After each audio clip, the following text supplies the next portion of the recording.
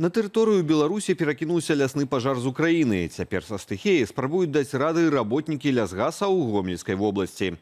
У паведамленні Міністэрства лясной гаспадаркі зазначаецца, што набліжэнне агню да беларускай мяжы фіксавалі ад самай раніцы нядзелі 23 жніўня. Калі агонь перакінуўся на нашу тэрыторыю, на барацьбу з узгараннем былі кінутыя работнікі лясгасаў Ельскага, Мазырскага і Хойніцкага раёнаў.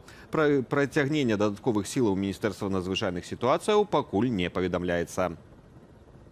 На уборачную кампанію ў Беларусі цяпер прыцягваюць не толькі дарослых. На сельгаспрадпрыемстве «Саўгас-Маргонскі», што на Гарадзеншчыне, да працы далучылі дзяцей з вайскова-патрыятычнага клубу «Подзвіг». Пра гэта паведаміла гарадзенская міліцыя. Паводле сілавікоў, дзеці дапамагалі падчас уборкі, а заадно змаглі, цытата, «дэталёва разгледзець камбайны і адчуць сябе сапраўднымі хлебаробамі». Наколькі законна і этычна выкарыстоўваць дзіцячую працу, у паведамленні арганізацыі не ўдакладняюць. Гэта адбываецца на фоне ўзмацнення кантролю з боку чыноўнікаў за хадою уборачнай кампаніі. Гэтак Лукашенка даручыў адпраўляць у войска тых, хто не спраўляецца з працаю, а чыноўнікі заявілі пра вайскова-выхаваўчыя зборы для аграрыяў, якія правініліся. Да сельгасработаў таксама пачалі прыцягваць непрацоўных беларусаў, якія стаяць на ўліку ў міліцыі. Дыктатарскі бязвіз. Беларусі і КНДР неўзабаве падпішуць пагадненне аб узаемным бязвізавым рэжыме. Пра рыхтаванне дакументу ў эфіры дзяржаўнага прапагандысцкага тэлеканалу «Беларусь-1» распавёў кіраўнік Міністэрства замежных справаў Максім Рыжанкоў, які якраз правёў свой чарговы адпачынак у Паўночнай Карэі. Пагадненне ўжо гатовае, засталіся толькі тэхнічныя моманты. Найбліжэйшым часам мы яго падпішам. У мяне адбылася сустрэча з міністрам замежных справаў КНДР. З ёй мы абмеркавалі ўвесь комплекс двухбаковых дачыненняў, у тым ліку дамовіліся аб набліжэйшых кантактах у лініі МЗС і акурат пра падпісанне шэрагу пагадненняў, у тым ліку гэтага важнага пагаднення аб бязвізавых паездках грамадзянаў. Адпачынак у адной з самых жорсткіх і закрытых дыктатураў свету лукашэнкаўскаму міністру, дарэчы, спадабаўся.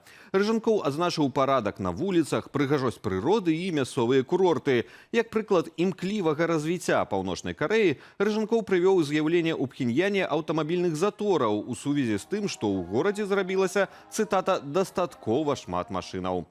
Беларусь у будучыні адновіць узаемна выгадную супрацу з Украінаю, а нашыя народы захаваюць сяброўскія і роднасныя сувязі. Прынамсі на гэта спадзяецца Александр Лукашенка. Самапрызначаны прэзідэнт павіншаваў украінскі народ з днём незалежнасці, пажадаўшы міру і шчасця. Пра вайну, якую пачала 4,5 гады таму Расія, у паведамленні, вядома ж, нічога сказана не было. Гістарычныя лёсы беларускага і украінскага народаў цесна пераплеценыя. Нашыя нацыі звязваюць векавыя традыцыі, памяць пра агульныя перамогі і цяжкія выпрабаванні. Гасцінная Беларусь заўсёды адкрытая для кожнага украінца, які прыходзіць з добрымі намерамі.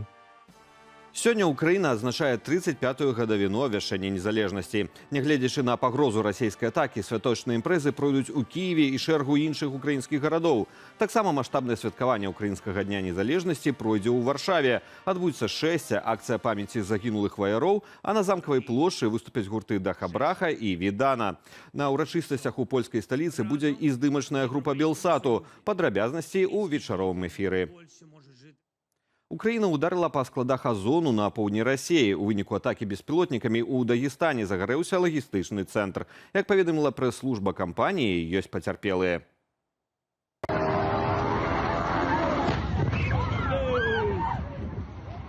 Апроч аб'екту ў Махачкале пад удары трапілі два склады ў Адыгейску і Невінамыску. Там эвакуавалі работнікаў, ніхто не пацярпеў. Таксама Украіна атакавала лагістычны цэнтр Азон у Краснадары. Абломкі збітых беспілотнікаў упалі на жылыя дамы і дзіцячы цэнтр. Паводле губернатара Краснодарскага краю Веніаміна Кандрацева, у выніку пацярпелі 7 асобаў, у тым ліку 2 дарослых, яшчэ 2 дзяцей загінулі.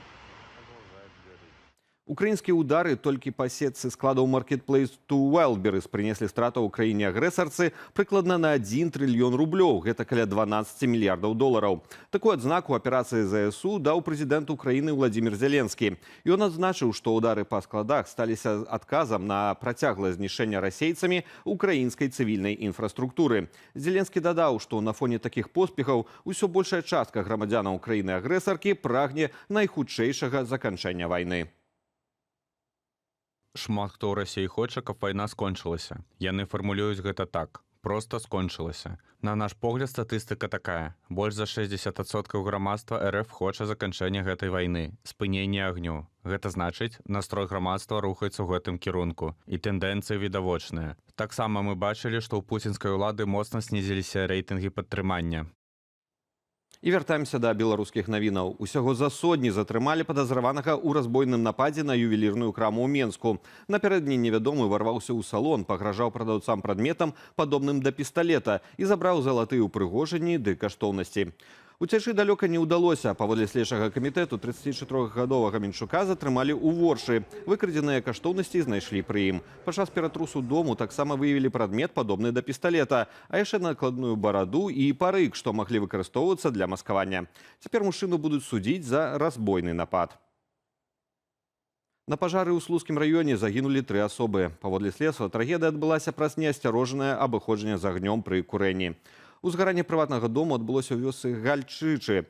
Прыбыўшы на месца інцыдэнту, ратаўнікі знайшлі целы гаспадыні дому, ейнай сястры і іхнага знаёмага. Усе яны вялі асацыяльны лад жыцця і мелі алкагольную залежнасць. Яшчэ адзін пажар адбыўся ў гандлёвым цэнтры ў Рэчыцы па вуліцы Савецкай. На шчасце, там ніхто не пацярпеў. Прычына ўзгарання высвятляецца. Буйное задымленне зліквідавалі ратаўнікі ў Салігорскім раёне на торфабрыкетным заводзе. 6 работнікаў эвакуяваліся яшчэ да прыезду службы Міністэрства надзвычайных сітуацыяў. Адмыслоўцы высветлілі, што асяродак узгарання з'явіўся на 4-м паверсе будынку. Там загарэліся адклады тарфянога пылу. Хуліганства на праезнай частцы і бойка ў метро. Работнікі міліцыі затрымалі 34-гадовага жыхара сталіцы, які парушыў спакой у сталічным раёне Каменная Горка. Сітуацыя адбылася напярэдадні на скрыжаванні вуліцаў Лабанка і Бурдзейнага. Спачатку затрыманы мужчына выбег на праезную частку і замінаў руху аўтаў і грамадскага транспарту. Пасля гэтага ён спусціўся ў метро, дзе напаў на мінака.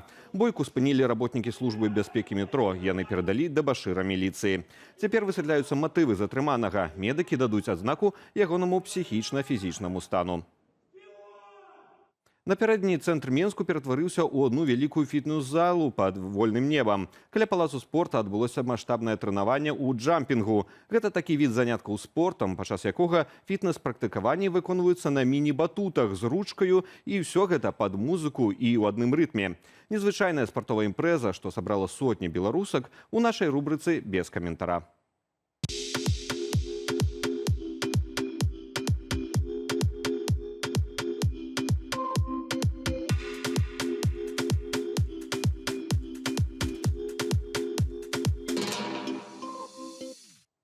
Пра развіццё падзеяў апавядуць мае калегі ў вечаровых выданнях аб'ектыву і студыі Белсат, як заўсёды, а 19-й гадзіне паводле Менску. Заклікаю падпісвацца на нашыя сацыяльныя сеткі, а таксама, калі для вас гэта бяспечна, паставіць лайк і пракаментаваць гэтае выданне ў Ютубе.